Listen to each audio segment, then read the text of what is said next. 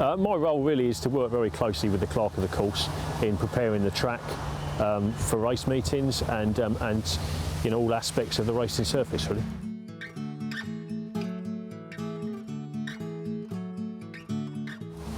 Between race fixtures is a very busy time, so there's a lot of repair of the track going on, so forking of the divots back, soil and seeding, and we repair the track each meeting with an average of about 6 or 7 tonne of soil, about 20 kilograms of grass seed, so quite labour intensive repair to the track. We would then, on every race meeting here at Sandown, we would move the running rail probably about a mile each time to give fresh lines each time we race.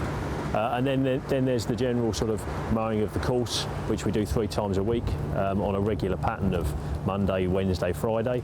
And then all the other aspects like moving running rail, watering, all the sort of surrounding areas as well. Middle of winter between fixtures we could do a vast amount of soil. You know, you could do 20 to 30 tonne of soil in that sort of period. Much different in terms of the damage that a horse is doing through that wet period in the winter, but it can take that sort of amount of fill to repair the track then.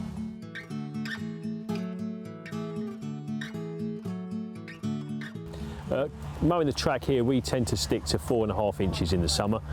That's within the guidelines set by the BHA, and roughly that, if not a little bit longer, for the jumps. The guidelines for going for flat racing would be good to firm, but we always try and be on the better side of good to firm, especially with a 2-day fixture. And in the jump meetings, we're sort of aiming for sort of slow side of good. I mean, we're given a going that we should be at, so we should, you know, the BHA stipulates that good to firm going for for flat racing. So we always try and work to those parameters, and it's very much keeping an eye on the weather and the rainfall. We work with that and see where we are really.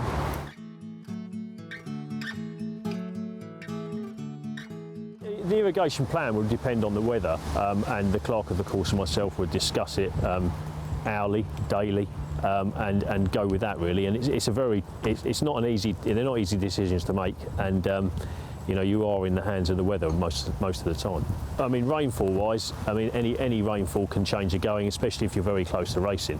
But we would, you know, tend to apply, you know, sort of in a general summer hot week, you could be applying sort of 5-10 millimetres every other day.